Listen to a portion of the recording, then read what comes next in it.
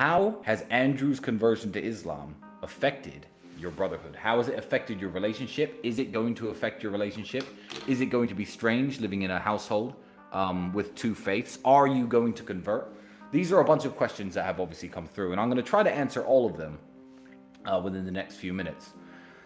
So, Andrew's initial point about Islam he was making many months ago, before he officially went loud with his conversion. I knew about his thoughts and the way his heart was leaning for a very long time.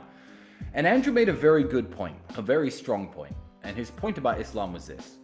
He said, if you walk around a Catholic country, a country like Italy, and you insult Jesus Christ, or if you walk around England and you insult Jesus Christ, you could say offensive things about him. You could tell an English person or an Italian, here you go, say something bad about Jesus Christ or your God. Here's some money. Will you do that? And people would do that largely as a whole.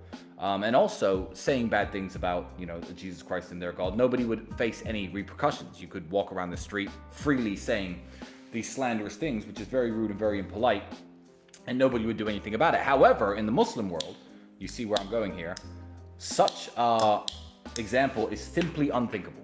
A Muslim would never insult his own prophet. He'd never insult his own God. And that too, if you were in a Muslim country or even in the presence of Muslim people and you were to insult their God or their prophet, they would be absolutely furious. Someone might even punch you in the face.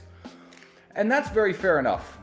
But what Andrew failed to mention, which is the point that I think I'm going to raise right here, is there are people in the world who will punch you in the face if you insult Jesus Christ and if you insult Jesus Christ or the Virgin Mary or anything. And those people are the Muslims.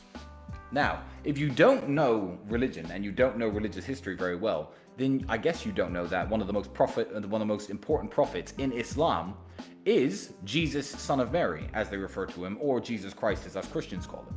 So this, Dubai, the Middle East, the United Arab Emirates, the Muslim world is a part of the world where you could not walk around and freely insult Jesus. So I feel perfectly at home in the Middle East, and I feel perfectly at home living with my brother, who is now a Muslim. He's going to put a Quran up above his title belts in the house. I have no problem with that book being in my house. I am very happy for my brother and the decision he made. I think that it's going to benefit him in the long run. I think that he's a lot happier than I've seen him in a very long time, and good for him.